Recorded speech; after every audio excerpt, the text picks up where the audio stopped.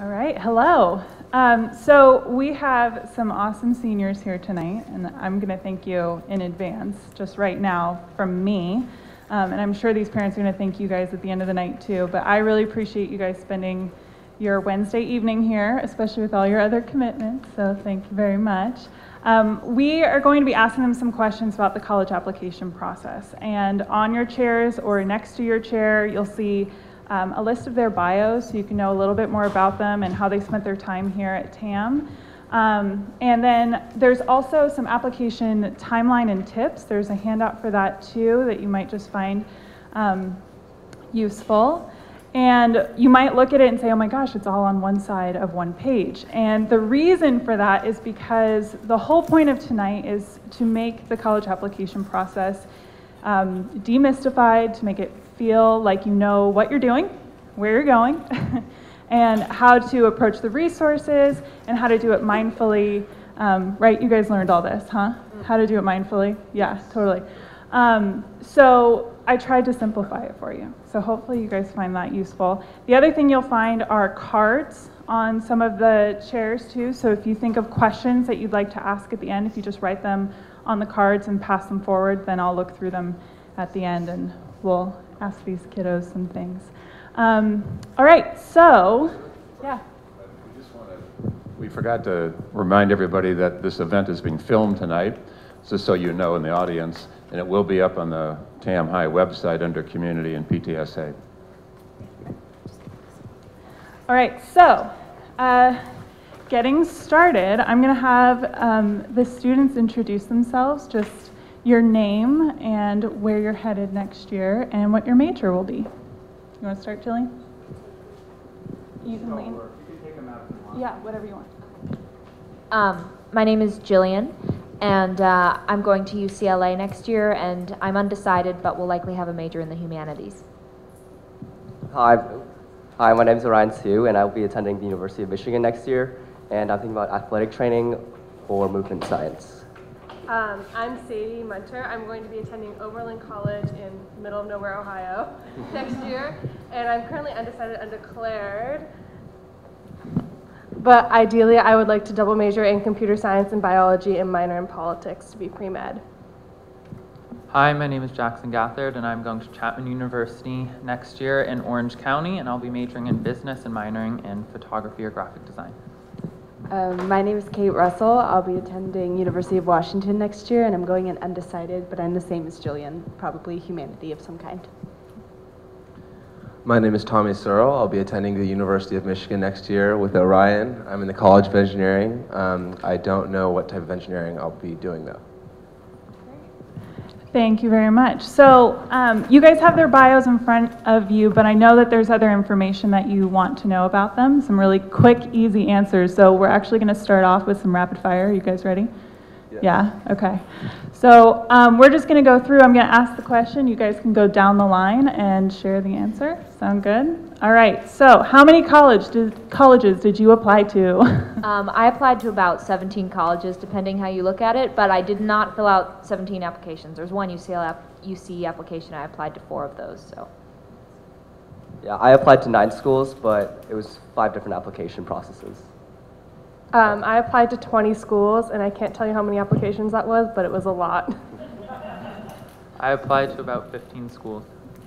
I applied to 14. I applied to 11 schools. Wow, good memory, guys. All right. Did anyone apply more early? No. Early? Raise your hand. Where did you apply early? I applied early decision to Duke University, and then I applied early action to Virginia and Michigan. Right on. Okay. Does everyone know early decision? So there's 3 kinds of early applications. So there's early action, there's early restrictive action, and there's early decision. They all have earlier deadlines, hence the name. And early decision would mean that if you applied early, you would absolutely be committed to going if you got in. Early restrictive action means that you can apply early, but you're not committed to go. It just means you can only apply early to one school. And early action, you can apply to as many early as you want, and you're not committed. It's just an earlier deadline. So they get to make a faster decision on you. So that's what that means. So you said 3 of them you applied to. Right on? Oh, go ahead. Oh, I didn't apply anywhere early. Oh, we're not going to lie. I did. I applied to University of Pennsylvania early decision, that is, and then I applied to University of Michigan, early action, and Santa Clara University, early action. Right on, thank you. Okay, raise your hand if you took the ACT. Good. Raise your hand if you took the SAT. So we have some overlap there. Do you want to just go down the line and tell us when you took your very first test, whether it was ACT or SAT? Yeah, I took mine at the end of junior year, and I took it again beginning of senior year. I also took subject tests. So I started with the SAT, and I took my first SAT, I think it was February of my junior year, and then I switched to the ACT like a couple days after school got out, or no, April. I took the ACT first time in April, and then the second time like June 15th, so a couple days after school got out. I spent the summer of my sophomore year studying for the SAT, so I took it the October of my junior year, and then the October of my senior year, and then the December of my senior year as well. I took the ACT late in my junior year and then 2 SATs in the first semester of senior year. I took the ACT at the very end of June, my junior year, and then again in August of my senior year, but I ended up getting the exact same score. So.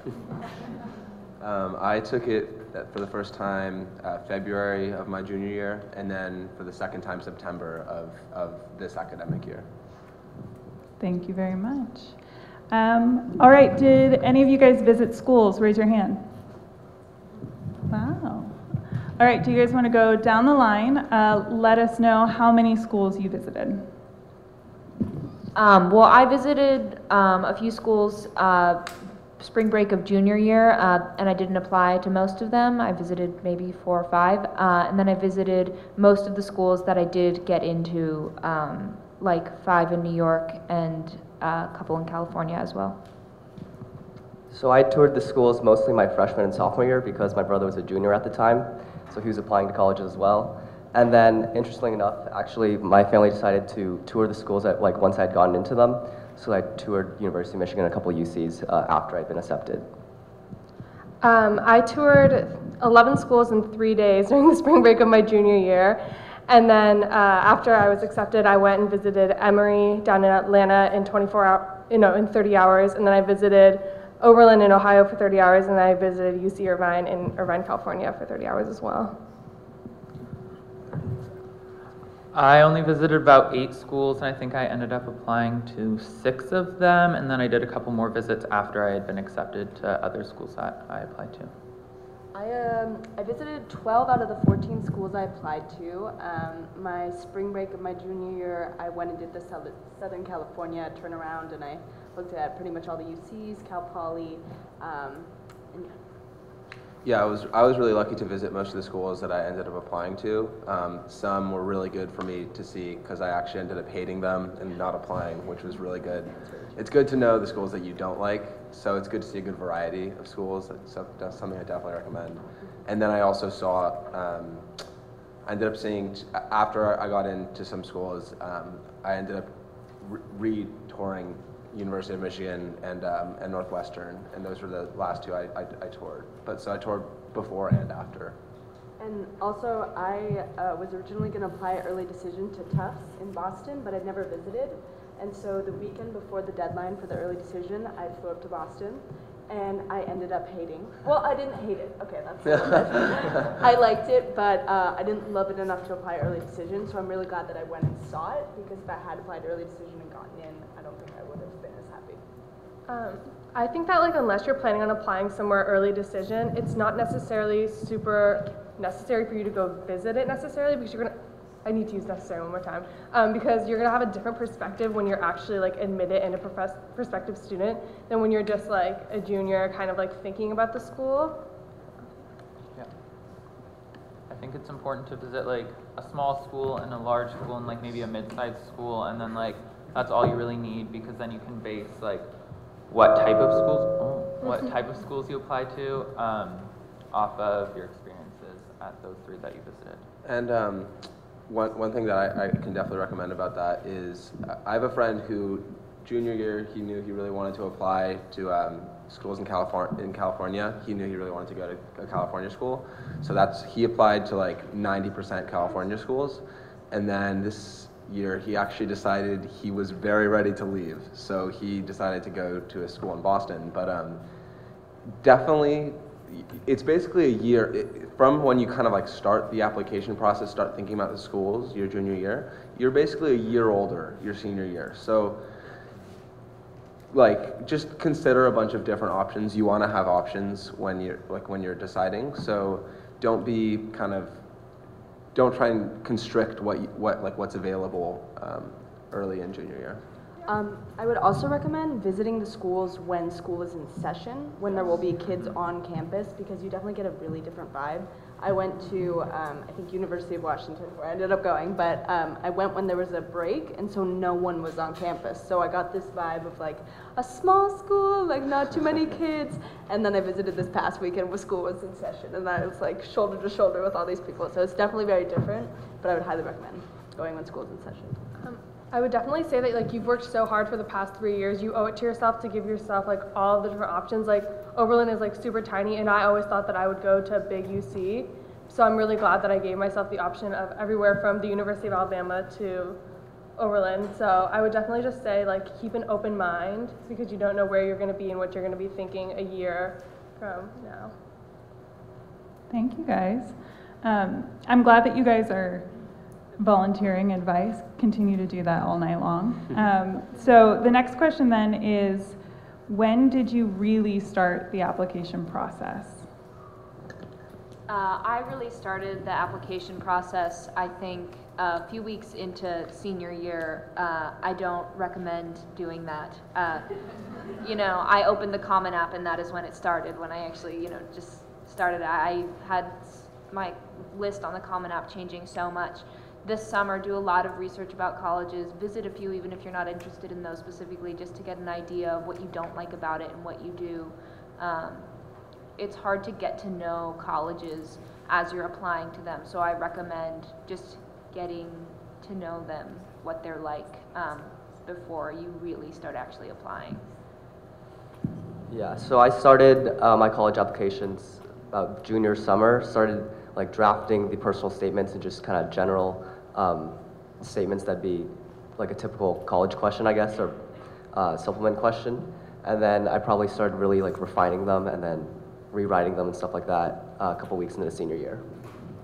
I would say that I started a couple weeks before senior year started.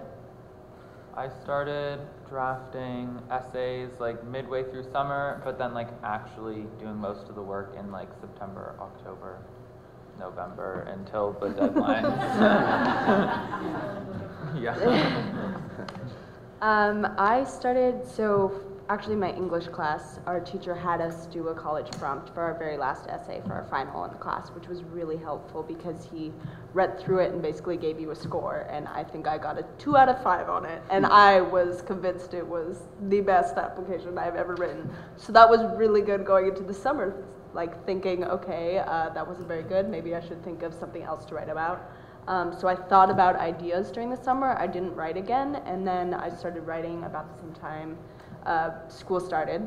And I would recommend, you change a lot between your junior and senior year, and I mean, even in the span of the 3 months in summer, I felt like a lot of the topics I was talking about, I had different opinions on them, or I had experiences that maybe I could write about. So I would recommend not waiting. Don't wait till last minute, but like think of ideas during the summer, and if you want to start an idea, I would do that, but don't stress yourself out.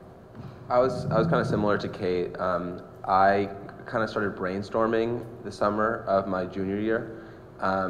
I just really started. I hadn't really started like drafting essays or anything like that, but I was just beginning to think of topics that I thought would be important to me. Something that's very, very important for you guys to know is please don't choose an essay that you think the colleges want to hear. Don't. Choose something that's really important to you, because that'll show a lot more than a service trip that you did, and why that's so important. Unless a service trip is actually very important to you, then absolutely write about it. But yeah, just make sure you write something you're very passionate about, and you'll write a great essay.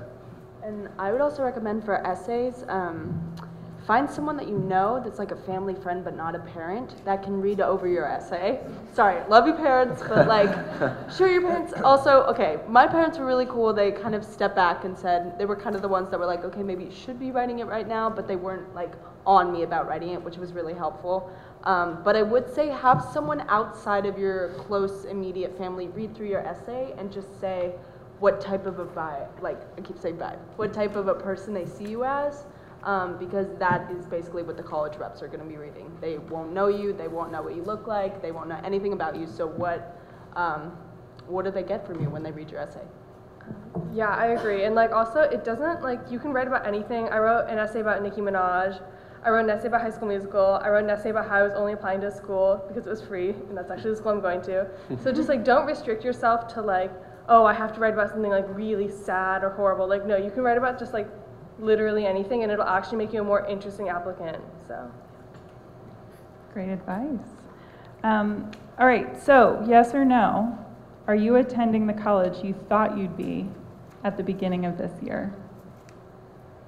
Go ahead and answer yes or no. Thankfully, yes. no, I thought I'd be going to UCSD right now. No. Yes and no. Yes. All right.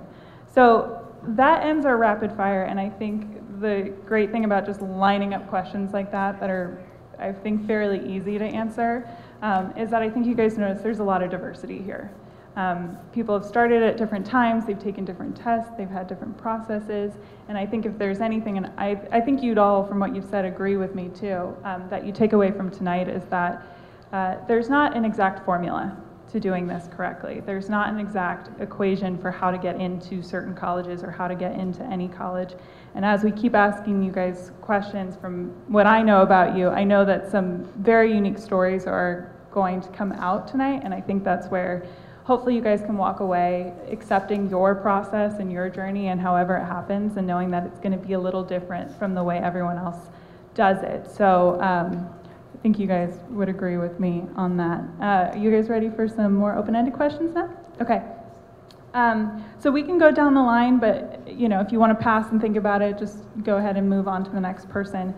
So the first question I want to ask is, what were the factors that were important to you when you were researching colleges? And did you feel like you had a good idea of what you wanted from the start? So I knew I wanted a big school, generally like a bigger school than TAM, definitely, because just kind of meeting new people every day is something I wanted to have at a college. And then also a lot of school spirit, because I enjoyed going to the games at TAM and stuff like that. And then also to make sure that they had my interest in major for kinesiology, because not every college has that. So I had no idea, like, at all.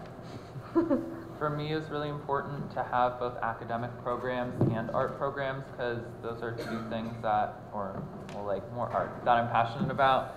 But that was really important that I could get a degree in something that would be practical, and also maybe a second major or minor in something that I would really enjoy and would put a lot of time and effort to in college as well. I think one thing that I did that I probably should have done was I didn't even look at what courses the college offered. I just kind of looked at the school itself, which was good and bad, but I think mostly good. What I was looking for was proximity to a big city, because I really like, I just like big cities, and I could see myself, I don't know, not in the city, but near one. And then I was also looking for school spirit, a Greek life, but the size of the college, going in, I really wanted to go to a big school. That's what I had my heart set on. And I ended up, my deciding schools, the final two that I was debating between were Scripps, which is about 1,000 students, and UW, which is about 30,000, which were polar opposites. So I really went in thinking a big school, but I ended up debating between two, so. Yeah, I kind of knew I wanted a big school as well. I wanted a school with a lot of school spirit. Go Blue, Orion.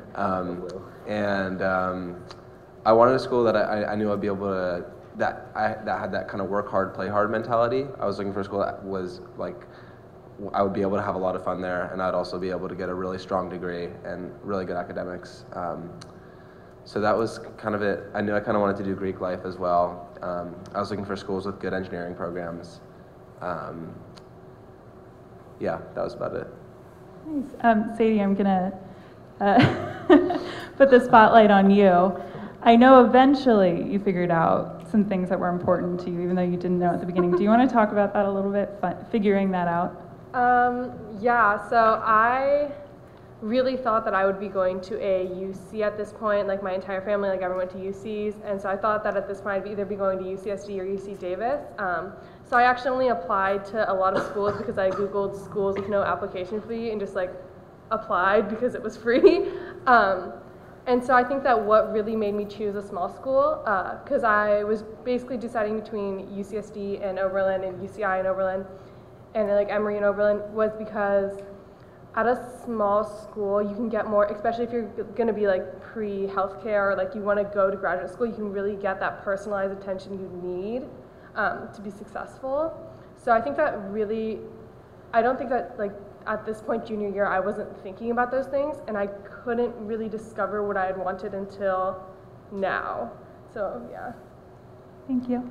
If that made any sense. So as far as once you guys identified your factors and then you actually had to go into narrowing the list down and filling out the applications, what did you find most challenging about that process? Jillian, you can answer the question too if you've thought about it now, the previous one, about what your factors were. No, I mean, I didn't know what I wanted. I think, you know, you have to really picture yourself at that school, which I didn't do. I didn't know what I wanted until, you know, I got into a range of schools, and I think that was good for me to have those options for myself and make the choice once I was closer to making the decision. And then the next question is, What was most challenging? what was most challenging about choosing schools? Yeah, and just when you guys really got into the thick of it, fall of senior year, either narrowing down the list or doing the applications, just what was the hardest thing about that first semester? It was just a lot of work. It was hard to write all my essays. I've just applied to so many schools, it was hard for me to narrow down the list, and then I was behind on my essays. Ms. Stoner can tell you because she read them. I emailed them to her over like Christmas break. Christmas morning I was writing essays. Weren't we all? Yes, so I think that the thing about writing essays is you need time to let them sit. You need to start writing and then think about it and realize how you really feel about the subject you're writing about. So I'd say like just start writing your essays early, and you have to write bad essays before you're gonna have finished good ones. Like you just have to sit down and write some bad essays. So get that out of the way now. I think another hard part of the application process is controlling your emotions, because first you have to deal with rejection. It's just kind of like part of it. And then also just kind of the frustration of writing the essays and not knowing what to write, and then feeling kind of down because, you know, maybe you don't feel like you're writing a good essay. So it's important to see the big picture of everything, and that you're fortunate enough to like be applying to these schools, and then that you even have like a chance to go to school and stuff like that. So just kind of seeing everything as it is and not like being so tunnel visioned. I think for me, definitely testing was the most stressful part of the college. Oh, the SAT and I have a history because I started studying for the SAT at the beginning of my sophomore year. I enrolled in Elite in San Francisco. It was 4 days a week. You took an SAT. I've taken about 27 practice SATs at this point. You take an SAT practice test every Monday, and then you'd have 3 days of class where you'd learn 50 vocab words every day, 4 hours of class. It was the worst, and I got put in the upper level class, and everyone was breaking 2,000, and my score dropped over 200 points as the course went on. And so I took it the October of my junior year and scored only slightly better than my initial diagnostic at the beginning of the summer. And then I took my junior year to just like recover from like the emotion, and it was 8 weeks, it was horrible. And then I did Compass over the summer, and then I took it in October. But I think testing is definitely something that's really stressful because it's not something that you can entirely control. Like no matter how hard I tried and all the programs, I wasn't gonna break 2,300, and I think that was like really, really, really difficult for me to accept and like move on from. So I think definitely testing is just horrible. Yeah.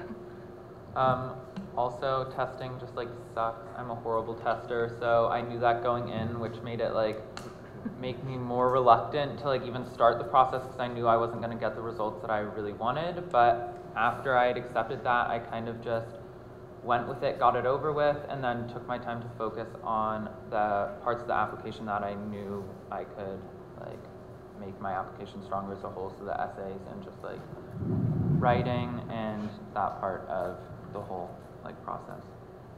I think definitely the hardest part about the whole entire process was just hearing everyone else, hearing other people talk about their test scores, what schools they're applying to. Oh man, I only got a 32 on the ACT, and just hearing other people, oh my gosh, it was so stressful. Like, you put enough stress on yourself by trying to get test scores and all of this kind of stuff, and just peers, everyone is an individual. Like, everyone's case is different, and I think it took me a long time to realize that, like, I am who I am, and everyone in my classes, they might test differently than me, they might be in harder classes, they might be applying to different schools than me, and that's okay. I don't have to go to the same schools, I don't have to be applying to Harvard and all these kind of schools. And I went in thinking like, oh, I'm gonna apply to Harvard and Yale, and then I was like, you know what, first off, the application in and of itself is a nightmare, but I just was like, I don't even see myself there. Why am I thinking of applying there? It's only because I heard a couple kids are going to apply there. So I would say definitely the just kind of peer pressure. It's not even pressure though, because no one says like you need to be getting a 32. It's just pressure you put on yourself. Time management was also a little bit hard at the beginning, but once you start, like, basically just make sure you have a calendar with every single deadline, for every test, for every test date, everything like that. I think that's pretty much it. I couldn't agree more with Kate in the sense that there's this 2-month period, maybe 3-month period, where literally the only thing you will hear about with your friends is college related. So that does add another layer of stress. There's not really any preventing it, because it's like, well, what else do I talk to? I just wrote an essay until 3 a.m. last night. That's what I did. So yeah, that definitely gets in the way. My mom made kind of had the whole thing laid out for me. So I had like a college counselor, I had like an ACT tutor, and I had, I guess that was it. But yeah, it was definitely a lot of stress writing essays for me, at least, because every time I'd write an essay, my college counselor would email me back like, so why are you writing this? And I'd be like, well, I don't know. I think it's a good essay. But she'd really like push me to try and really know why I wanted colleges to know that. And I think that's something that you should do as well for the students out there. When you're writing an essay, you really find it in yourself why you want the college to know that about you, because there really isn't that much they will know about you. They'll see your name, they'll see your ACT or SAT score, and they have your essay. So you really want to come through with the essay, and you really want to know exactly why you're writing it and why it's important to you. I thought testing also was very stressful. I got a good composite score my junior year, but I didn't do well in the math section, and that was really hard for me to kind of like, it was hard for me to like get ready to do it again, because I had a good overall score, but I didn't have the math section that I wanted, and that would have been helpful for me, especially for engineering. And it was really, really hard for me to get back the stamina to start retesting, or not but like studying for a test again. And I was lucky to get the score I wanted my second time. But yeah, it is a stressful project, and just always make sure to take a deep breath. It's all going to be okay. Everyone is different, as Kate said. So try your best to not compare yourself to others. It's really hard not to, but yeah. I think that like a big mistake that I really made was I thought that if I didn't get into Berkeley, I would die. Like, I thought that it was over. And so I picked my top school like really early, like freshman year. I was like, I'm going to Berkeley, this has to happen for me. And so instead of accepting, you know, maybe I'm not going to get the test scores and grades and have mental stability to get into Berkeley, I instead just like pushed myself harder and harder and harder, and made myself, you know, just got to take those 5 APs, like just push myself so hard. And I think that that was a big mistake. So I think that like it's inevitable that you're gonna pick a school that you're really attracted to and really want to get into. Make that like a mid-range school, like a school that you kind of know you can get into, because like then you'll be really excited if you get in. And just like recognize that to a degree the process is random, because you don't know who's gonna read your essay. You don't know who the second reader is gonna be. If you're on the wait list, like it's so random. And to a certain degree, there's nothing that, or like you can do a lot, but from a certain point on, it's kind of just like you have to know that you gave it your best shot and kind of accept what's going to happen. Yeah, and kind of off of that, like not like taking rejection personally, like you want to really bad, but it's not a personal process. Like they're not out to, it's really hard not to take it personally, but they see however many applications a day. And if your numbers didn't match up with someone else's or something like that, it's whatever, you weren't meant to go to that school. I just want to say that one thing that really helped me through the process is to remember that college is not your final destination. It's a tool. It's a pathway, and it's not the only way. And if you're doing stuff that you love and you're focusing on that and improving yourself to do the things you want to do later in life, not just in college, then you're going to go to the right college for you. On that note, any more thoughts on decision time and how that felt and what you went through and how you managed it? That April to May? Worst part of the process. Absolutely horrible. I hated Worst it. 2 months of my Yeah. entire life. Well, the weird thing about the whole process is that you apply like November to December and then January, and then there's just this quiet. Like for 2 to 3 No one talks months, about it. no one talks about it. You haven't heard from any of the schools. You know that your application is sitting on someone's desk, but you don't know if they said yes or no.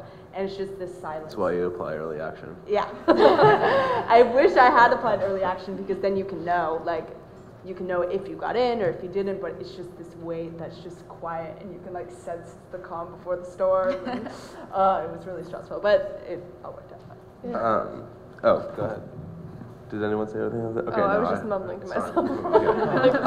Okay. One thing that's kind of weird about the decision process is like you work so freaking hard up until like whatever, December, and you're like really trying to get into these schools, and now they're trying to get you to go to their schools.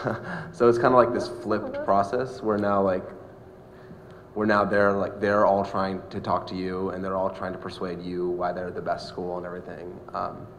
And yeah, I had a really hard time deciding. I think the reason I decided to go to Michigan was just like the vibe at the school. I felt a lot more, not comfortable, I just felt like I fit in there more. So that's a really good perk of visiting. You can see both schools, or however many schools you're deciding between, and have a really good idea of which one you feel more at home with. So yeah.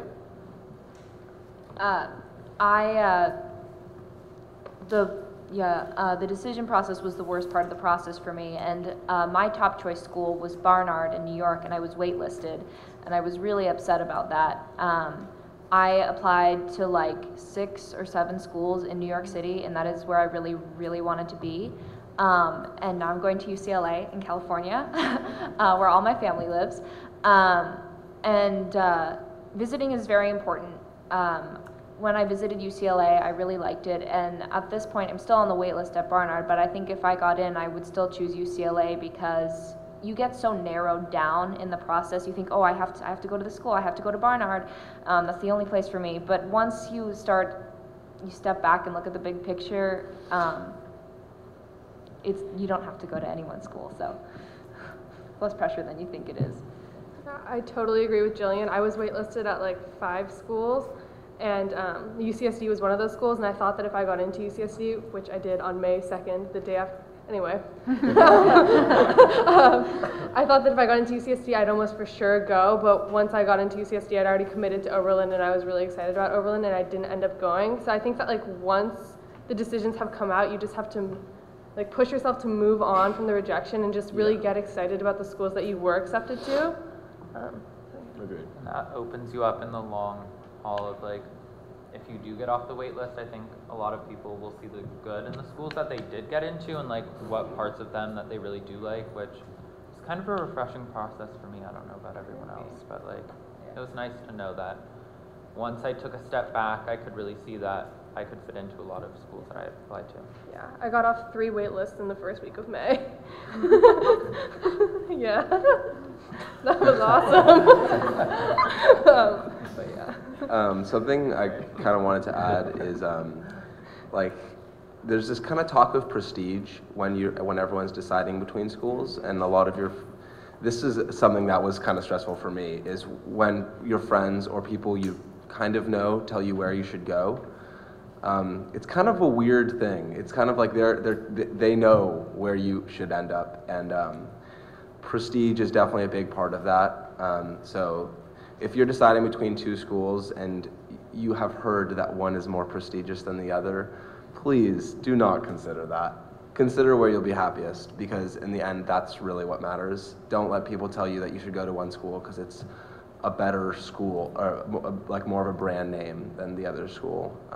Go to where you'll be happiest. So that's probably my biggest piece of advice to you guys.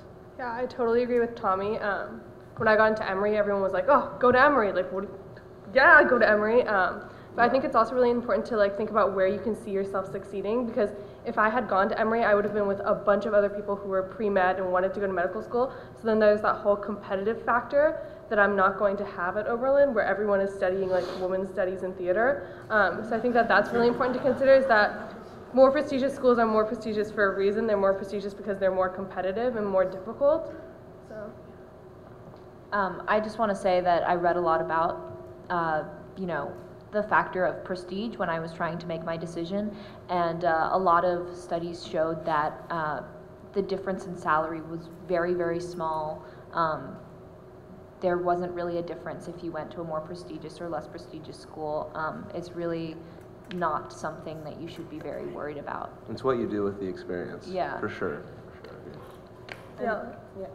No, I was just gonna say, going into it, being the oldest in my family, it was kind of like, I'm the guinea pig. We don't really know what we're doing. And so literally to look at schools, we got the Fisk guide of like the 150 top colleges in the nation, and we started going through it one by one, honestly, just flipping through the book, reading statistics, reading descriptions of what the campus is like, what the people are like, what the food on campus is like all the specifics, and just narrowing it down really helped me, because I went into the process and I had no idea where I wanted to go. Like a lot of people go into the process thinking, like Sadie, like I'm definitely going to this school, but I couldn't really picture myself at any school. I couldn't picture myself in college because I still feel like middle school. But I think that just finding what you like by doing something like that, because you start to notice trends like, all right, I'm not liking the schools that are rural in the middle of nowhere. I'm not liking the schools that don't have sports teams or stuff like that. You learn what you don't like. And also you learn about schools that you might not have heard of. And I think being in some place like Mill Valley, you hear a lot of the brand name schools, but you don't hear a lot of the little schools and like the schools that have a lot to offer if you can reach out to them. Yeah, so look at schools, look around, shop.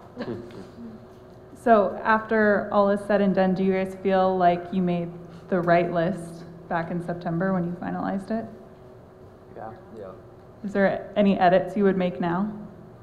I wish I had applied to a bigger school, or like some big schools. The only big schools that I applied to were the UCs, and I wish I had taken a look at some like larger colleges, because in like February I was really like not sure if I wanted to go to a smaller mid-sized school anymore, but turns out that I'm gonna be fine with it, because I have to be fine with it, and that's how that's gonna go.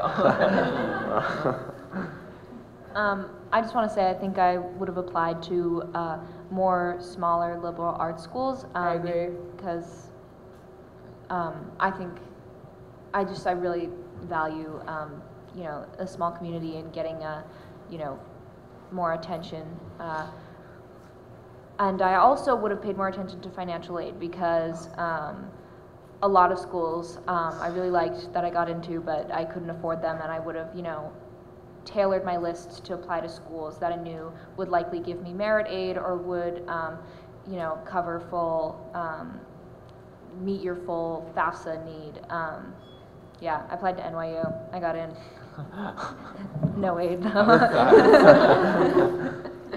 Yeah, this is like kind of about financial aid, but like not about what, like, so basically, I asked for more money and I ended up putting 2 schools against each other, and a lot of people don't know you can do that. You can do that. I was accepted into Oberlin and I got more money than I expected, and then I got into Emory and I thought I really wanted to go there, so I asked Emory to match Oberlin's offer, which they did, and then I decided, oh, I really want to go to Oberlin, and then Oberlin matched Emory's offer. So it's not, you can't do this with every school, but with some schools, you really can do that, and the key is that you just have to have 2 that you can put, it was so fun, but you just have to have 2 that you can put up against each other. But just know that, like, if you talk to the financial aid office, they're usually willing to work with you on some level. So I was just gonna say, I would also encourage, if there's potential, don't cross a school off your list if it's just out of your budget, because there are a lot of scholarships and there is a lot of financial aid out there. Yeah, if you see a school that you really like and you really want to go to, but you think, I can't afford that, don't cross it off your list. At least apply. And then during that 3-month lull, like, do some research, like, talk to people, see what they did, call the school, like, I wish I had called schools and done that kind of stuff, and ultimately when it came down to UW and Scripps for me, I had to cross Scripps off my list just because it was so expensive. But that being said, I wish I had applied to other schools. I just want to say my final decision also came between UCLA and Scripps, and Scripps was a lot more expensive than UCLA, and that's what made my decision. So, yeah. Also, some schools, a lot of private schools don't give loans, which is, wow, that is cool. So they give you, like, the financial aid at a lot of private schools just give you, like, money. So I wasn't really considering Northwestern before I got a financial aid package, and yeah, they ended up covering about like half my tuition, and that was awesome because it's all grants and it's not loans, which is really huge. So don't be afraid to apply to those really expensive private schools, because as Kate said, you never know, like, you could get a really great offer. And yeah, so don't be sure to cross them off your list before applying, just because they have scary numbers. That being said, I cannot stress how disappointing it is when you open the financial aid packet and you see, oh my God, they're giving me $24,000, and you read the fine print and it says a loan of $24,000, and you're like, great, okay, that is how much debt that I'll be in when I graduate? Like, Yeah. So just research loans and financial aid. Also, some public state schools give a lot of merit aid. Like the University of Alabama, if you have like a 3.5 or above and score 30 or above on your ACT or SAT equivalent, they pay for 2/3 of your tuition. And if you have a 3.5 or above and a 32 ACT/SAT or higher, then they cover your full tuition. So that's something to look into. I don't know if there are other schools that do that, but I know University of Alabama is one of them that pretty much guarantees that money.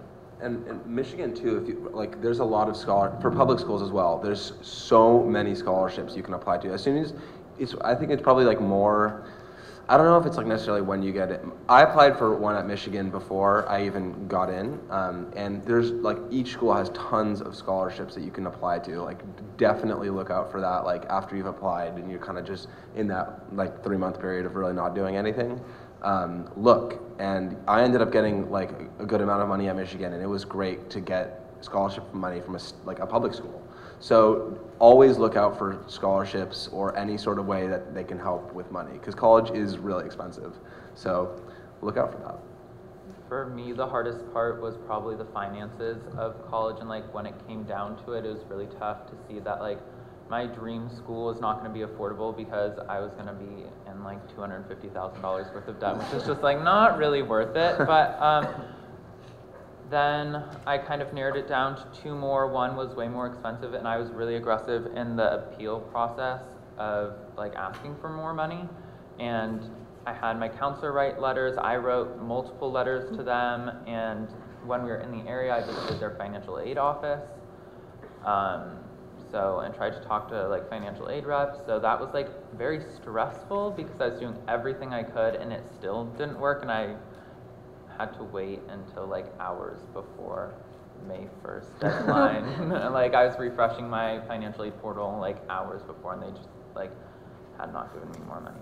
But I was happy in the end, so I guess that's what matters. How many of you applied to outside scholarships besides, so like not the institutions that you're going to? Anyone else? Yeah? Yeah. Where did you find these outside scholarships? I found some on Naviance, and like you'd given me some websites that like, I don't know what they were called, but like I found some and I applied to them. Yeah, I'm choosing not to, as of right now, apply to any outside scholarships because with like my like need-based aid that they're giving me, that Oberlin's giving me, if I have outside scholarships, they take that need-based money away. But I don't think that that's every school. That's just my case. I also tried to apply to outside scholarships, and I did, but I didn't have time to apply to as many as I wanted to. Naviance is a great place to look, and FastWeb. And it's great if you can start now because there's scholarships for juniors, and there's like a lot of really easy stuff to do or weird stuff. If you write like an essay about how Alzheimer's affects you as a teen, like you can get money. Yeah, I'd say start looking at those now. If I think if you start early, it'd be easier to apply to a lot of them and get a lot of money. Although, like Sadie said, schools, if you get need-based aid, your merit aid, your outside scholarships will cut into that, so it doesn't make sense to apply to them if you get a financial aid package. Yeah. There is loads of money out there, but I'd say that probably the hardest part is getting yourself motivated to actually write the essays because it's after it. Well, at least I don't know about you guys. I like started looking at those outside scholarships like after I applied to schools. I don't know if that's kind of the consensus. Yeah. So that was really hard. I was like, wow, I just wrote like 100 essays. I'm not writing anything else, and I was like done. I kind of regret that, but yeah, that's like definitely really hard. But there are so many essays out there that are just like really weird things. Like if you're like over 6.5 feet, you get like you can apply for a scholarship. It's like what? But there's so many random scholarships out there that like who knows? Maybe you could find one that's not too much work. But yeah, that's the hardest part about it. Yeah, I would 100% agree with that. I totally burnt out in like. Yeah. If you think about it, like you are a car and my gas was just out. I was like, I am done. Like I just want to lay in bed. And I think I just ran out of steam. And I should have thought ahead to all the scholarships and maybe looked during the summer and done stuff like that because you're not going to want to do it after you've finished all these college apps that you've worked so hard on. Yeah. So yeah, I would just account for that.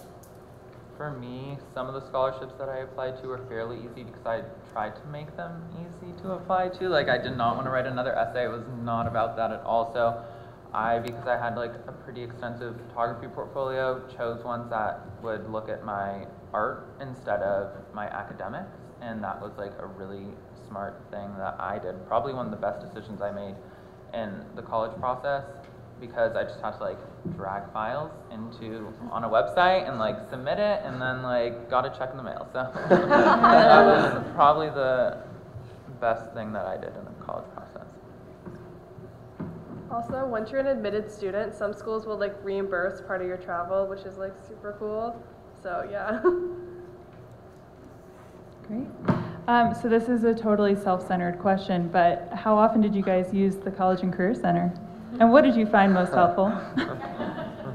Well, the College and Career Center saved my life. As I said, Ms. Stoner read my essays over Christmas break. Thank God. And there was also other volunteers in the College and Career Center that read my essays. They were amazing too. You have to have people It's called read your Essay essays. Tuesday, by the way. Essay Tuesday. Yeah. Yeah, and I used, since sophomore year, I've been talking with Mr. Davison, the internship coordinator, and I highly recommend doing that. I mean, it's great if, you want to get experience and stuff. Yeah, I used it a lot, and for scholarships too. So it's a great resource. You should really go in there. I'm not paying them to say this, by the way. Ms. Stoner also read my essays, which was really helpful for me personally because I didn't have a college guide. What is it called? Counselor. Counselor. Yeah. The College and Career Center was like my second home starting sophomore year. I was in there all the time. I've had 2 internships through Greg Davidson at the College and Career Center, one at Rocco Films, which is a documentary distributor in Sausalito, and then a surgical internship at Kaiser. So that's something really cool about the College and Career Center, is that they can get you those kinds of internships and work experience. And last fall, every Tuesday, every lunch, Miss Stoner got emails from me all the time. Like, they might have started going to her spam because like the internet thought they were spam. Like, definitely a really important resource, especially because I chose not to have a college counselor because I had already asked my parents to spend so much money on test prep. But yeah, great resource, 10 out of 10, would recommend. Would write you a Yelp review.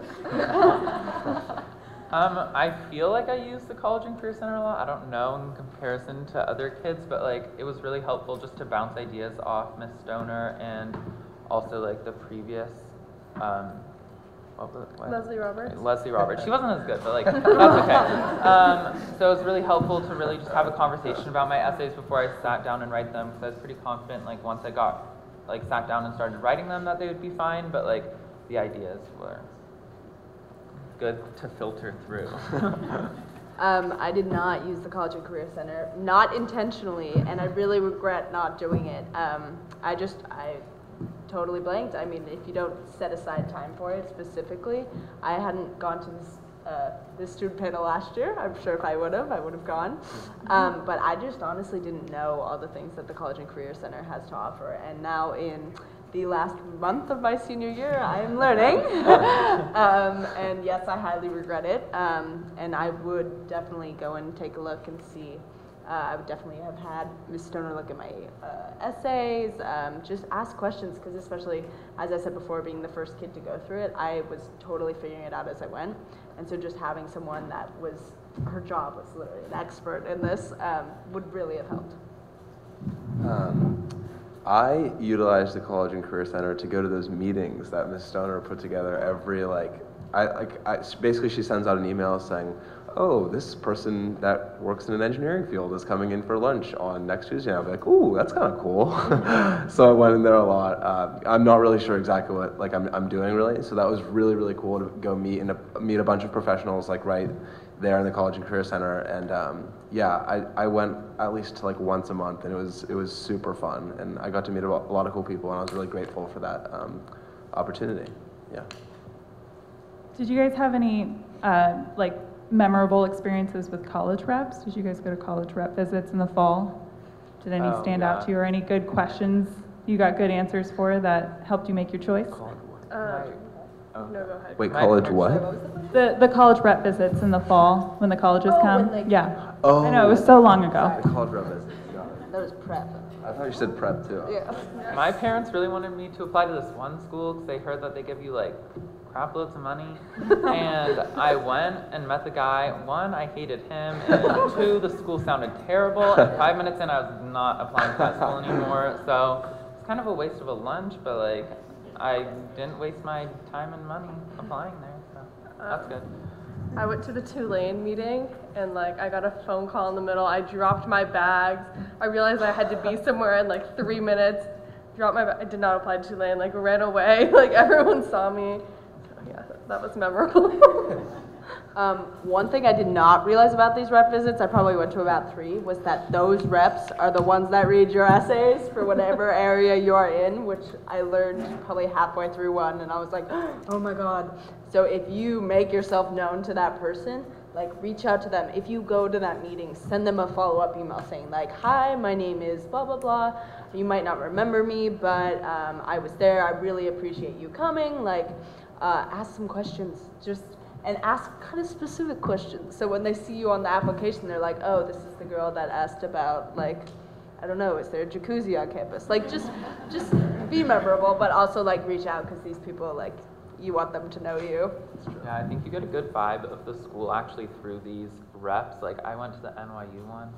That was the worst thing I've ever been to in my entire life. It was like 45 minutes of just like this pretentious guy talking to us about how like rich and great NYU is, and a whole lots of shit, and how they have 3 campuses that grant degrees in like obscure parts of the country and you don't really care about. And it was just like actually the worst thing I've ever experienced in my entire life. And I didn't apply to NYU. I had it on my Common App list and then took it off. Jillian, how did you feel about NYU? I loved the NYU meeting. So annoying. We're all different. But it is a great way to like learn about a school. The NYU meeting got me really excited. Not think of anything worse. I mean, just to see someone who actually knows a school talking about it. I love that NYU just had campuses all over the world, and it's really easy to study abroad and just go all over. But he's right, it is a very richy school, that $70,000 and no aid, so yeah. Yeah, I found out about the University of Alabama Merit Aid Scholarship because I like randomly walked into a University of Alabama meeting one day. So, I mean, you never know. Going back to what Kate said about meeting your reps, which is also, I think it's important because I was initially deferred from the University of Michigan, and then I wrote my representative a letter of interest, of continued interest, and then that eventually, like, I think it helped me get accepted, so it got me. Nice. Awesome. Any other thoughts? No? We're moving past those visits, right? All those lunchtimes given up. All right, so I'm going to kind of move into sort of the emotional side of it and TAM culture. Do you guys have anything to add about the nuts and bolts, so the process? Any advice about managing or organization? Any tips that you found helpful or advice you got that was good? I mean, I chose to apply to a lot of schools and a lot of random schools. And I think that like it depends on the person obviously, but for me that was a really good thing because I gave myself a really big variety. So if you're not sure what you want, don't push yourself into thinking I want a small school because you don't know. So just give yourself every opportunity that you think you need or want. Save your passwords on a piece of Oh paper. my gosh. Because there are a lot of different websites and different like have, formats. like, 20. You have different passwords and different usernames. So yeah, make sure you write them down. And bookmark them on your computer. Like, put it in your Google Doc, people, so you can access it anytime, because, oh my gosh. Also, you are going to be getting so many pamphlets in the mail. Oh my gosh. Get off their list. If it's a school that you really don't want to go to and you've already checked it off your list, get off their list because you will be saving so many trees. I have like stacks of Miami University accepted me, and it was like, it was one of my safety schools, and I think they knew that they were a safety school, and so they started sending me all of this stuff, and I got this box in the mail that was like this big, and it was all like the peanuts, and then at the very bottom there was a sticker, and I would just recommend getting off mailing. Also, parents, if you get a pamphlet, if your student gets a pamphlet from a school, it doesn't mean they know who you are. So true. Every time, my mom's from Brazil, and she has no idea how it works here. So a letter would come in from whatever, like, I forget which one it was. Oh yeah, it was like I got a letter from Princeton, and like it was just one of those like very generic letters, and my mom's like, "Oh, look at this, Thomas." And I was like, she's like, "They want you." And I was like, "No, Mom, no." But yeah, they send those to everyone, just know that. But you will be getting a lot of mail, so just get prepared, have fun with it. It is kind of fun to look at everything, but yeah. Also, I would just say that a college counselor, I know a lot of kids in our community have college counselors, but I think that it's definitely not necessary. It is something that's nice and that can be very helpful, but you can totally do it yourself, and I think that it's actually like a really good experience to like push yourself to do it yourself and like look at everything and like have to go and like reach out for help. So yeah. Also, the College and Career Center. Ms. Ms. Stoner will talk to you. Yeah, I was really stressed out about the whole experience because I didn't know where to start.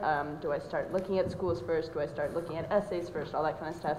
So I actually went to a college counselor, and I basically sat down with her, and this was when I was choosing what schools to apply to, and she basically said, okay, what are you interested in? And it was a big list, and then she gave me a list of schools and said, research these and then come back. I didn't come back, but it was a good experience to know, just to have someone to say, like, these schools you should be looking at. But that being said, I don't think I would have paid that much to do that in the future. But I think it is nice, like what I was searching for was someone to tell me, do this, or like, this is what you should be looking at, because I like to know what I'm doing and what I'm supposed to be doing. And so that personally was good for me, but everyone is different, like what Sadie said. Yeah. Also, looking at the schools on YouTube is like randomly really helpful, because then you can like kind of get more of like, it's hard to really know a school from their website, but to like hear the students speak and like see tours, like even if you're not able to go, I think that's really helpful as well. Sadie shared that tip with me like halfway through first semester, and it was actually very, very helpful, as weird as it sounds. Yeah. I did have a college counselor. It was a very stressful experience, to say the least. So it was. I'm very grateful. I had a really good college counselor, and she was able to like really help me stay on task, make sure I was on track with what I was doing. One thing that a lot of kids, and I had no idea about this, is like supplementals are a pain in the ass. Like every school has like, well, for me, most of the schools I applied to had like 2 or 3 supplementals. And a supplemental is basically an essay. It's like you have to write more essays to that specific school. So a lot like most schools have like a YX, like why our school, and then they'll have I know since I was engineering, almost every school had another essay saying like why engineering at blank. So there's a lot of essays. It's not just, I kind of thought it was you wrote the Common App and then you just sent that out to each and every school, but that's not the case. So it is a lot of essays. So that was the thing I was definitely like the most happy with for a college counselor, was to be able to like send essays, get feedback really fast, and stay on track. But yeah. Yeah, also, when I was choosing what prompt I was going to answer, I was looking at all the UC prompts, and I thought I was really clever in doing this. I looked at all the UC prompts, and then I looked at all the Common App prompts, and I said, okay, these 2 are very similar. So I chose those 2, and I wrote an essay, and I was like, okay, well, like, this one could probably slide in for the Common App. Like, it's pretty close, and it was not. One was, okay, I think one prompt was, what was one experience that like marked your Transition into adulthood? And then the other one was, what was one experience that really shaped your life, or something like that. And at the time I thought they were very similar, but colleges know when you do that. Colleges know when you're cutting corners and you do that. And as tempting as it is, I basically had to take my essay, which I thought was phenomenal, and I had to scrap it and rewrite it for essentially the same topic, but totally addressing a different portion of the topic, if that makes sense. Also, yeah. no, continue. No, that's it. Just a logistical thing. Name your pieces wisely. Like Miss Stoner gave me the idea to name it like UCSA 1.1, UCSA 2. Don't just like name it random things, because then you will not know where you are. Like just name your things wisely so you can find your essays. I think organization is a really important part of this process. I know my parents were good about, like, I think I had a file that was just like, anytime the college sent me anything, it would go in the file and stuff like that, but definitely just stay organized with all the stuff you get and all the essays you're writing. Anything else? No? For nuts and bolts, I think parents is a really big topic. So I think I'm sure everyone kind of had I'm pretty sure everyone had a different experience. Yeah, parents do add another stress level to it. I didn't really know if I wanted to show my parents my essays or not. I wasn't sure if I wanted to kind of like share the writing experience with them. At first I was like very, like, I don't want to do that. I kind of want to do this on my own. I want to write my essays. Like, I have a college counselor to give me feedback. I don't want to really like share my essays with my parents. Towards the end, I ended up like really sharing every single one with them, and I was making sure that like if they could give me any feedback. But yeah, parents definitely do add a thing of stress. It's just how it is. Just make sure to give your kids some breathing room. I know my mom was really like nice about not kind of being on me all the time, which I was very happy about. So just, yeah, it's like the helicoptering that gets you really stressed when you're writing these essays. Like, oh, have you finished that one yet? Have you started thinking about this one? Like, no. But just, yeah, definitely something to consider. One thing that my parents did, specifically my mom, that was really helpful was when I had an essay and I asked Mom, can you look this over? She said, okay, what do you want me to do? Do you want me to check for grammar? Do you want me to say if this idea is a good one or a bad one? Because I think what started the first time I gave her one, I said, would you look at this? And I felt really good about it, and I was expecting like grammar and small little changes, and she gave it back to me and said, honestly, not compelling. And I was like, oh my God, are you kidding me? And so I think ask for what you want. That being said, if your parent reads it and it is really like, okay, this is a tricky one. This is a fine line, but like, you should say something, but also like know the audience. These kids have been staying up so late writing these essays. Like, phrase it as kindly as possible. It's a gentle blow. Any other thoughts? No? Moving on. So one question I actually just got, and I know that quite a few of you can answer this, is wait list. How did you manage that with the decision deadline? How did that work? Sadie? Your resident waitlist queen. I was waitlisted at 5 schools. I was waitlisted to UC Davis, UC San Diego, UC Santa Barbara, Kenyon College, and Colby College. And the first one that I heard back from was UC Davis.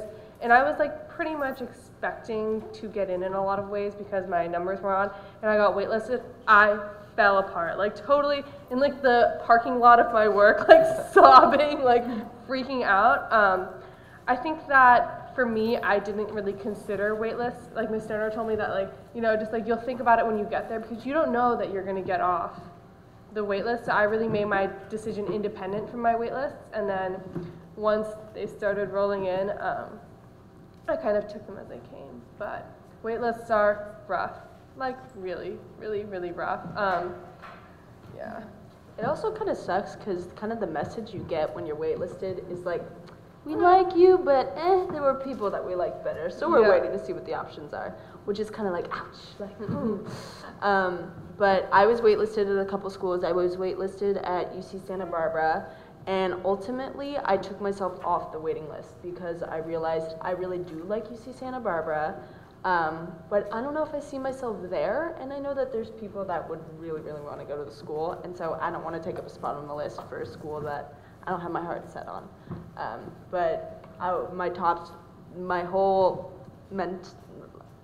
Throughout the whole process, I told myself, you cannot let yourself get caught up on one school. Like, you're not gonna have your heart set on one. And deep down, on the outside, I was saying that, but deep down, I was like, I'm going to Boston. Like, I love Boston. And so Boston College was kind of the school that I had in mind. And so I get the envelope, and I was waitlisted, and it almost hurt as bad as a rejection, honestly. And I still haven't heard from their wait list, and I've actually heard about schools that, like, kids find out that they got off the wait list, like, mid-July, which sounds awful to me. Like, if you basically commit to a school and you buy all the apparel and you're, like, have your heart set on it, and you're meeting roommates, and then all of a sudden you're thrown this curveball that's like, dang it, like, this other one gave me a whole nother option. But ultimately, if I got into Boston College, I think I would stay with UW, because I really like UW, and ultimately, I think I see myself more there. Go ahead. So I was waitlisted at 2 schools, Barnard and Berkeley. And Barnard, I took very hard, just like Sadie. I took my break at work, and I checked my email, and I had my 10-minute break, and I went back to work crying. Don't check your college portals on your break at work. Just wait till you're at school. Yeah, wait till you're at home. Don't do it at school. I expected to get in, which was very naive. It's a very selective school, and you just can't expect to get in anywhere that's, has that small of a acceptance rate. But I just had my heart set on it, which is silly. I'm not set on it now. But it still hurt. Just when you have to keep an open mind. Kind of bouncing off, this doesn't really have to do with waitlist, but bouncing off the idea that like you like have your heart like kind of on a school and like you kind of think you're gonna get in. there are so many qualified people out there trying to get into a school, and please just don't be set that you're going to get in. Like, just as an anecdote, I have a friend who decided that he was going to apply to all the Ivies and have the UCs as his safety schools. Oh my God. So that was an interesting decision, I thought from the very start. Don't do that, everyone out there, do not do that. Because he is now going to a UC, and he was very torn when he got the letters from the Ivies, because they all come out at the same time. It's called Ivy Day, possibly the worst day. But yeah, make sure you have a range. Like, this is something that someone said a while ago. Like, find a school that's like kind of in the middle range, and make sure you really like it. Like, make sure there's a lot of schools that are all different types of acceptance rates, and like make sure you really like them, because who knows, like, even the most qualified applicants, and there were a lot of qualified applicants this year from TAM. Like, we had a really, really strong year, and almost no one got into an Ivy. So just know that. Yeah, I think definitely what was like hardest for me in coming back to like the wait list was I went and visited UC San Diego my junior year, and I went with my whole family, and everyone was like, this is great. Like, my dad was like, if you get in here, like, I mean, you're going, like, San Diego is like beautiful. So when I was waitlisted there, I was really upset. It was the same day that I was, I think, rejected from UCLA, waitlisted to Kenyon College, and rejected from Grinnell. That was a rough day. And then once I got off the wait list there, the next morning I got a call from Colby College that I was off the Colby College wait list. And then the next day I got off the UC Davis wait list. And I think UC San Diego gave me 3 days, 72 hours to decide. And I think at the end of the day, after the wait list kind of, even if those were like your top schools, like in your mind, like once you kind of decide on a school, it's really hard to move from that school because you get kind of attached to it. So I think waitlists are less of a big deal than we all make them out. Like, for me, they were less of a big deal than I thought. I was like, oh no, of course. But they ended up not really being such a big deal in my college process. So, yeah. Really quickly, going back to what Tommy had to say, was that like there's a lot of qualified people out there. Just to like quickly say, I think some of the UCs had over 100,000 applicants, and they're filling spots for a class of like 6,000, 7,000. So like you can do the math yourself. Obviously, there's going to be a lot of people who are qualified who won't get accepted, and that's just kind of the way it is, and there's nothing you can really do about it. So it is a little bit of luck. This isn't waitlist, but deferrals are also really a pain in the butt, because like you're ready to have a decision, a yes or no, and then deferrals just like push you. A deferral is basically if you apply early action or early decision, any of the earlies basically, they can either like deny, accept, or defer your decision, and deferring it just means it's pushed to the normal applicant pool. So you'll hear in like March. And yeah, that's also a big pain because you just want to know. But yeah, just know that that's also very like almost all my friends got deferred from at least one school. So it's just know that'll probably come. But yeah, that's something else that can happen.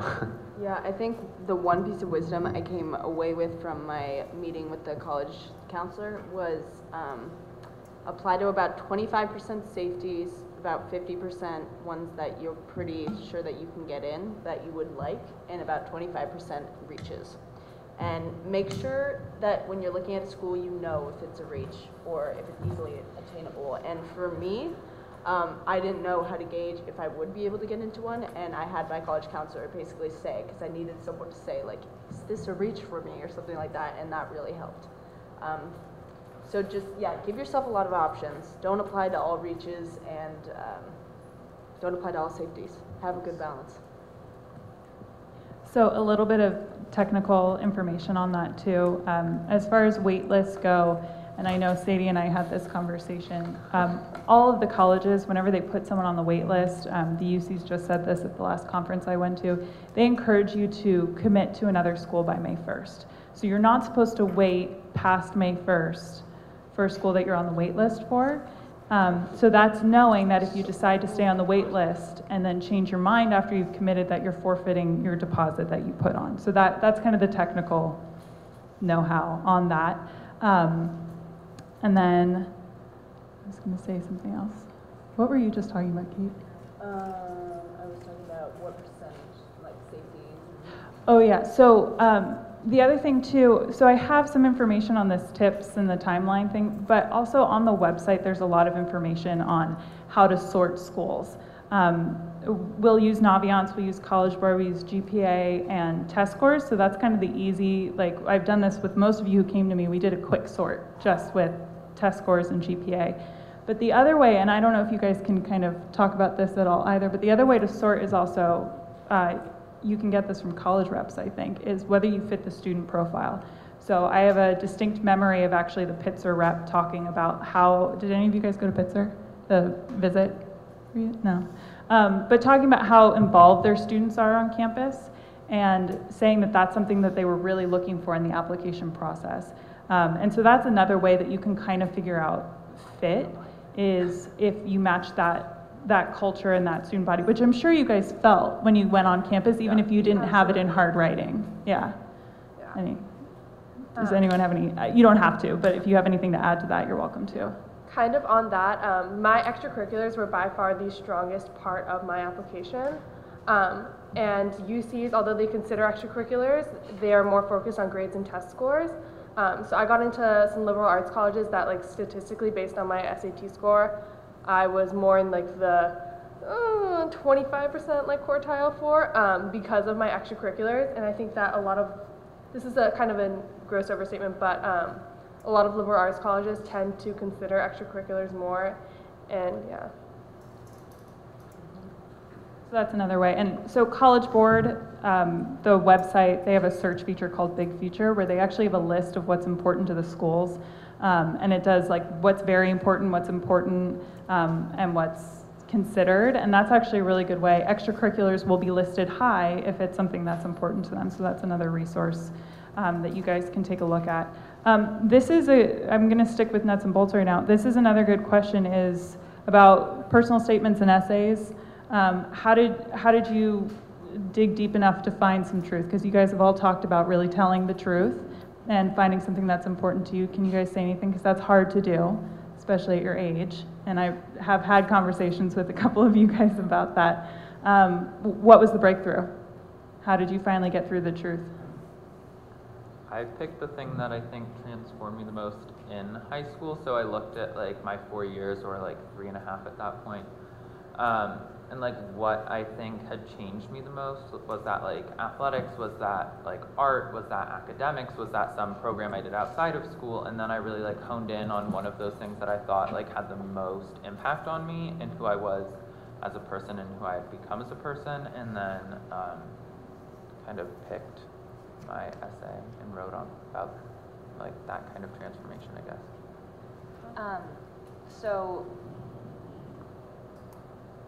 I forgot what I was going to say.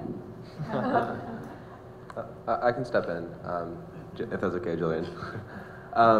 So I was having kind of a hard time deciding what was most important to me, and I basically just made a list of everything that, like, if someone knew nothing about me and I wanted to tell them kind of who I was, I made a list of everything that I'd want them to know. And that was really helpful. I was kind of like, okay. And I kind of like made sure, I was like, okay, I'm only going to say 10 things. What are the 10 things I want someone to know about me? And I went through I made a list, and then I like really like kind of went through those 10 things.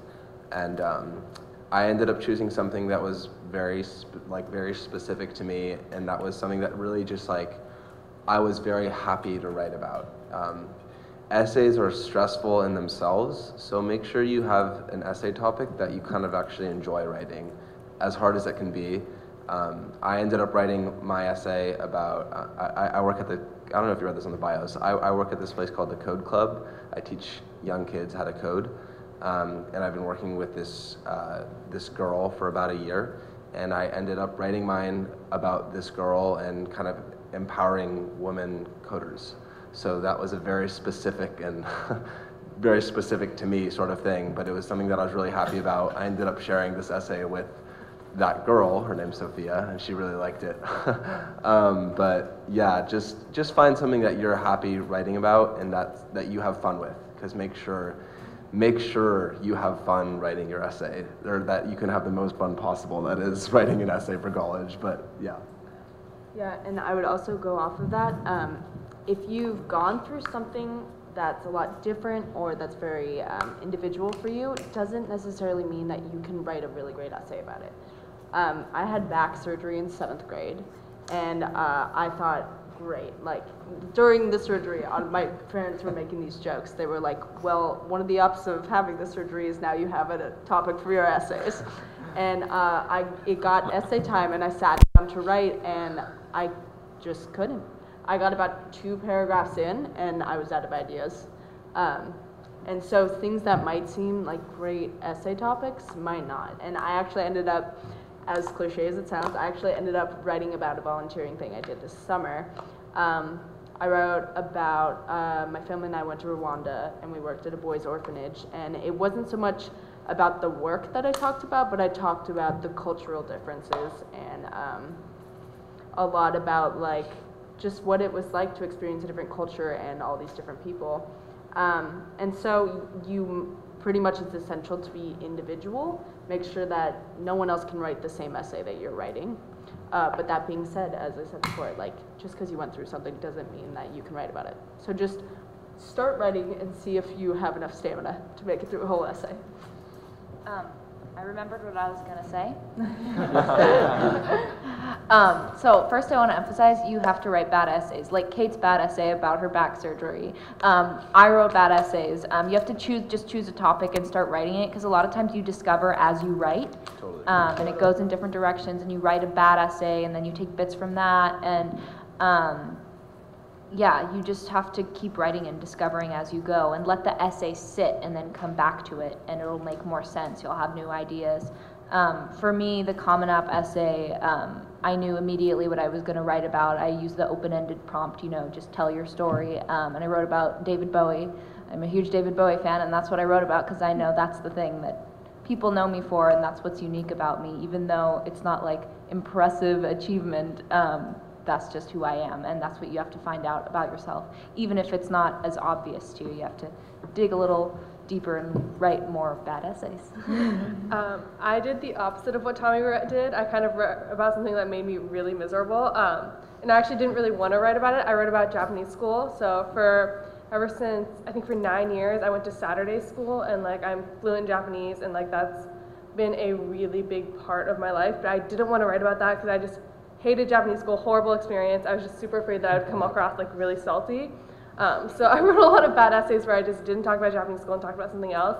But in the end, I ended up writing about it because I felt like I could really connect it to other parts of my life. Like I do a lot of work with like the Boys and Girls Club, which is tutoring, because I felt like a bad student at Japanese school, and that taught me to like be more compassionate. So I do a lot of tutoring. I would just say that pick something that you can really connect to other pieces of your life, because it's great that you did this one volunteer thing, but then if there's nothing else that really pieces it together, then it's not going to be a very cohesive or like convincing essay. Yeah, and kind of to go along with that, I think when everyone hears about resumes, all they start thinking about is immediately volunteer work. Like, I haven't volunteered enough, I need to volunteer more, and people are just comparing their list of where they volunteered. And it doesn't matter where you volunteered, as long as like your experience was like essay worthy. If you can write about it and really convey how the experience changed you, it doesn't affect it. They're not gonna notice. They're gonna say, oh, she volunteered at a soup kitchen, like so have 10 other people. But if you write about like the people you met there or specifics, that really helps. Thank you. If you guys have questions on cards, if you just hand them forward, I'll look through them, or hand them to Mike. I'm going off script right now, but I have a question about how you chose your classes along the way and how much you think that matters as far as your application process. And I'm looking at you, Jackson, because I know you have an opinion about it. For me, the classes that I chose were very like, ended up being very cohesive to my application process and like exactly kind of what I wanted to portray in my application process, but that was kind of what I brought into high school. Is I was going to take classes that I was interested in. I didn't care if they were AP honors. I didn't care if anyone else I knew was taking them, or if it was what I like should take or anything like that. So I kind of threw that out the window freshman year, and that really benefited me in the long run because I could write essays about those classes and the experiences because I would go out of my way to like do certain things outside of school and volunteer opportunities that like were all connected to each other, and I think that made my application a lot stronger. Yeah, I 100% did the opposite, which I think was a massive, massive, massive mistake. I just like tried to take as many AP honors classes as possible. It was like a game to me. I was like, gotta catch them all, like, you know, trying to take as many as possible. And that was like a colossal mistake because instead of really maybe only taking like 2 AP classes and doing well in them, I just ended up totally like drowning and feeling really burnt out by like first semester junior year and just like not a good, don't take 5 APs your senior year. Like you're not gonna care second semester, and like first semester college apps are just like so horrible. So I would really say just like pick a couple, because AP classes are really rigorous. They're preparing you for a really difficult test and they're going to require a lot of outside work. So pick things that you're actually genuinely really interested in, and then you'll do well in those classes rather than trying to just like rack up your GPA. Yeah, and I would highly stress junior year I didn't take a free period because I was taking drama. And I'm not sure how I did it looking back on it now. I had pre-calc 4th period, which is when all my friends had free periods. And I would really stress junior and senior year just like giving yourself either a free period, or if it's a class like photography or art or something like that, just give yourself one period where you don't have to have a ton of homework or be studying for the next test. Just like have a class that you enjoy, or a time when you can just go home and take a nap if you want to. Like, just give that to yourself. Like, treat yourself. So like kind of counter to that, I would say like don't just take one class you're interested in. Like you should be No, taking yeah. like all classes you're interested in. Sorry. Like So that's all I don't about, know if sorry. like that's how I kind of did my high school experience, like I previously said. But I think that's really important, especially your junior and senior year, is taking classes that you really wanna like experience. And like I took psychology, which is considered like a washed class at TAM or whatever, but like I thought that's maybe something I would major in, and I learned that I did not want to major in that, and that was something that I really enjoyed learning about, but also realized I didn't want to learn more about. So I think not really following what other people expect you to do was probably the like one of the things that like freed me up to really enjoy my high school classes. Sorry. No. I just want to apologize. I didn't mean that. I took AP Computer Science this year, and I took it kind of just randomly because it was in like a slot that I needed to fill, and it was another AP class, and I ended up actually really loving it. I'm going to a hackathon. I'm so pumped. And it's something that I actually would consider or want to major in college. So also just like give yourself the chance to like maybe take a class that's a little bit outside your comfort zone, because you can really learn a lot. I'd say do what you like. There are so many cool programs here at TAM. There's an awesome photography program. There's a great filmmaking program. There's a really good drama department. Do what you like. You have room for that. Don't think that you have to double in sciences or whatever to get into a school, because I took drama my freshman and sophomore year, and I've been in AIM, which is the documentary filmmaking program, my junior and senior year, and I don't regret it at all, because I really like doing this stuff, and it's really good to have a class that I like just really enjoy, and that isn't as like just straight academics. This year I have a pretty loaded schedule. I have AP chemistry in the morning, and then honors physics, and with Sadie, and then AP Calc BC for 3rd period, and then I have AIM, which is my 5 through 7, which is considered a pretty heavy schedule. It definitely was pretty heavy, but I have actually liked all those classes. They're all very tough, there's no doubt, but I mean they're really good classes. They're all taught well here at TAM, and but yeah, take a class that you really like and that doesn't have that like workload every night, like art, like theater, like filmmaking. There's so many opportunities here at TAM, and I really recommend taking something like that. Okay, so there are a couple questions I really want to ask, and we're running out of time. And so the first question I really want to ask is actually about TAM culture around the college application process. How did you handle your peers? How did you handle your parents? How did you handle the parents of your peers? And just kind of describe, you know, what the intensity or lack thereof was. Yeah. I can start. TAM is a really intense place. Speaking of taking classes, I was the person that was worried about honors in AP, and I doubled in science sophomore year, but after that I started taking more classes that I was interested in, and now I'm in the drama program, which I love, and I think that saved me because I got to be in theater and doing fun stuff all year. But yeah, TAM is crazy. So many people, you know, like Sadie was talking about, feel like they just have to take so many AP classes. The college stuff is so competitive. So many people go to such good schools and get into such good schools, and then you hear people talk about it, and they get into Ivy's early decision, and then like you don't know where you've gotten in at all.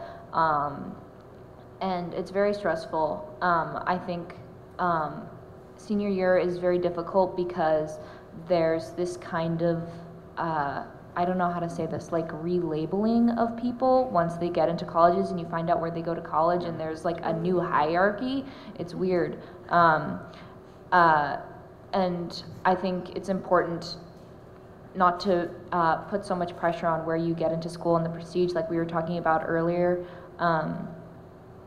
Yeah, just you need time to de-stress from it all. Yeah, adding off that, there's really no way around the pressure and the stress that's going to come. You just kind of have to prepare yourself for it. Just kind of in class every day, people will compare with each other, their scores, and kind of ask stuff like that. Oh, where are you applying? And then also just, I think one of the hard parts for me during the process was when I hadn't been accepted to any colleges yet, and then having just people you know through just like the community and your friends' parents asking you like, oh, have you decided yet? And saying, you know, I'm not sure yet. That's part of the process too. I'm gonna actually like slightly disagree. I think that it's kind of what you make it. Like I think that you can really choose to put that pressure on yourself and make that all you talk about, or you can choose not to.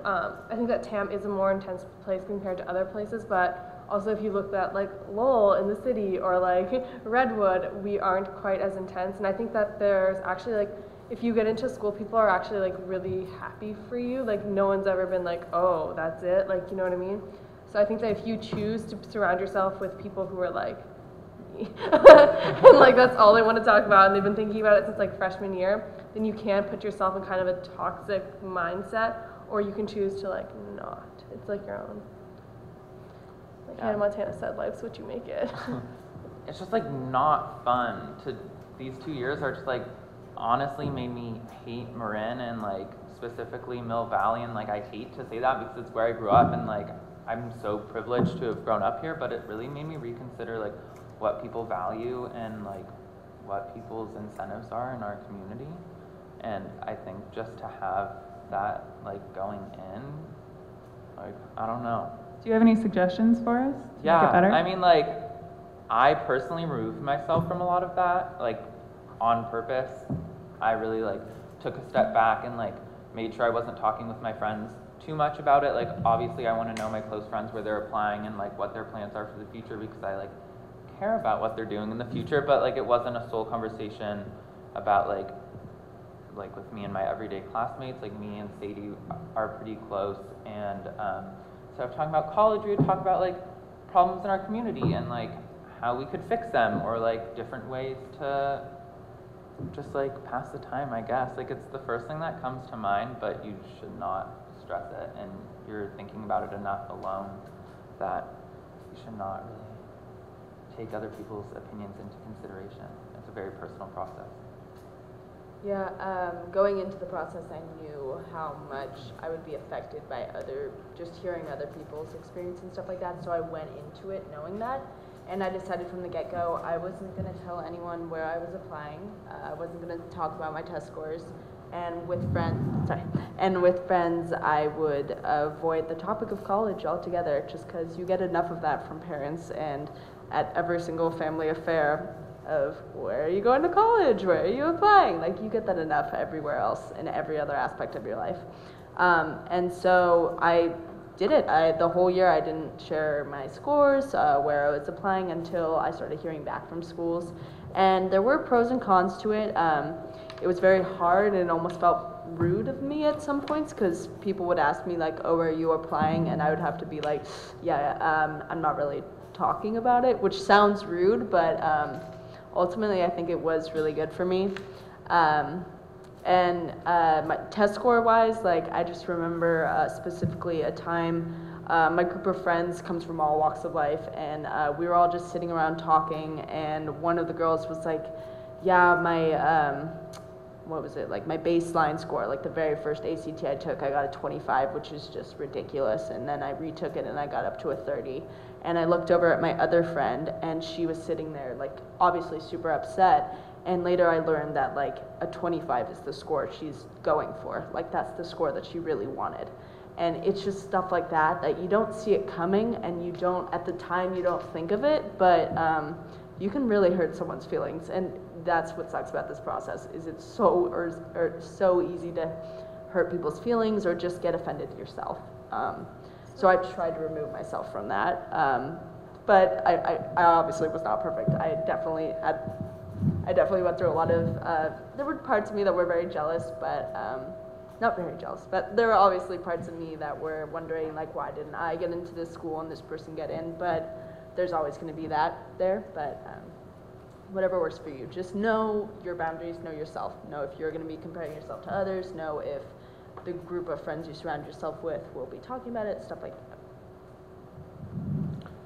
that. Yeah, the group of friends that I surrounded myself with, and I love them to death, but yeah, we did talk about college and test scores and all that, and you just kind of have to think of it as like, who cares? I get what I can get, and that's great for someone whoever else gets whatever they get, you know. And you just kind of have to like think of it like that. I agree in some sense with what Jackson said. Like, you do see a lot of like the incentives and like what people care about here in Marin, but I do think one thing that is really good about TAM, and I don't know if you guys agree with this, is just when people start hearing back and like you tell people where you're going, people are super supportive. Yeah. And I think that's a really, really important part of the TAM culture, is just everyone's like very happy for each other, and that's something that was really nice to see, because it did kind of get competitive. Not competitive in the sense where everyone was like, oh, well, what did you get? Because I got this. But like, it's just an added stress level in the fall of your senior year, and it's really nice to kind of breathe in and just like see everyone's really happy for you, and you're happy for everyone else too. So just know that going into it, it'll all turn out well. So on that note, I don't want to keep you guys too long. Do you have anything else that you feel we should know, especially these juniors who are about to start it or who have already started it? Last chance to impart wisdom before you leave. You're gonna survive.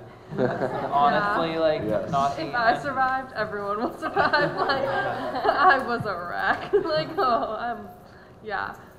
Also, just like pick a school like really that like you think is a school that your test scores that you've already gotten, or like your grades already kind of either you're an overqualified candidate for or a qualified applicant for, because you don't want to get attached to the UC Berkeleys and Harvards of the world, because it's like it's so random and it's so selective to get into those schools. Like, attaching myself to Berkeley was like such a mistake. Like, I was a wreck. Total was a wreck. Don't do that. Yeah. So just really like don't give yourself like a top school that's like too competitive. Bad idea. Yeah, so on that note, another thing about TAM culture is I feel like a lot of us are really privileged and lucky to apply to the schools we're applying to, and we all like know people that are going to Ivies or know of people, and people get this idea that there's like the right school for you, and that's like, for me, that was like Barnard. Like, the love of my life, like we're meant to be together. And you don't get to have that. Like that's not what the right school is. The right school is a school that's going to work for you and you're going to be happy there and you can afford it and it's not going to put you in horrible debt. You know, it's not like, you know, this climatic thing. You don't get to have that most of the time. Very few people get that. And you don't get to fall in love with a school and then you automatically get it. One thing that I want to say is feel free to reach out to seniors or to anyone else. I really regret not talking because I'm an only child too. Like, so I didn't really know what I had no idea what I was doing. I wasn't really sure what to do. And yeah, like you can see clearly, we're all very happy to talk. And I wish I had talked to a few of my senior friends when I was a junior. So yeah, reach out because everyone likes talking about it after it's done. Because like you have so much wisdom of how you're supposed to do it. But yeah, there is no formula. I swear, you'll hear someone said random. College decisions are random. I swear to you. You like, I've heard all the time about someone who should have got into the school, didn't get in. Or this was a safety and he didn't get in, but he got into this reach school that he was going for, and it's completely like when you're going for at a certain point, like at a certain caliber of schools, they're all very selective, and you just have to hope for the best. Once you send in your application, it's not in your hands anymore. So just wait and see, and you'll guarantee you'll have a good picking to choose from. So. Good luck. Also, one thing really quick is to like recognize the privilege that you do have of even like growing up here and even like getting the education that we have like right now, and then also being able to get a college education. Even thinking about this is such a privilege, and to like don't blow it out of proportion to like the rest of your life, but like even the rest of the country, the rest of like even just California. It's like such a privilege to be able to think about this and have it on my plate as an option that I really think that was important in my process. Agreed. And just quickly to follow up on what Tommy was saying, I also, looking back on it, I really wish I would have reached out to people that I know, even like adults in my family that were alum from certain schools, or people that I know that graduated that went to schools. Even if I didn't talk to them at school, even if I didn't really know them, I'm sure they would be happy if you reached out just to ask questions, ask about what the school is like. I think I really wish that I had done that more. Just reached out. Don't be afraid. Don't be afraid. Also, like Malcolm Gladwell talked about like not going to like the best school that you get into. He wrote an article about it, and I think that that's really important to think about because you want to go somewhere where you can succeed, and you're not going to feel dumb all the time because that really sucks. So go somewhere where you feel like you're going to be challenged, but still going to be able to do well. Okay. Thank you so much. You guys are absolutely very wise for your age. I'm really excited to hear just how you approach college in the future. I've been really impressed. I had no idea truly what you guys were going to say. I knew enough. I didn't know that Jackson was going to fly off the handle that way, but but I'm just really impressed, and I want you guys to know too. I'm very impressed with these seniors. These are some incredible people going off into the world, and I can't wait to hear where it takes you. So thank you very much for being so thoughtful and for sharing your time and your experience and being so open and honest with us too. It's really important. Exactly what I was thinking. Great honesty, great candor, and thank you for your time. Thank you.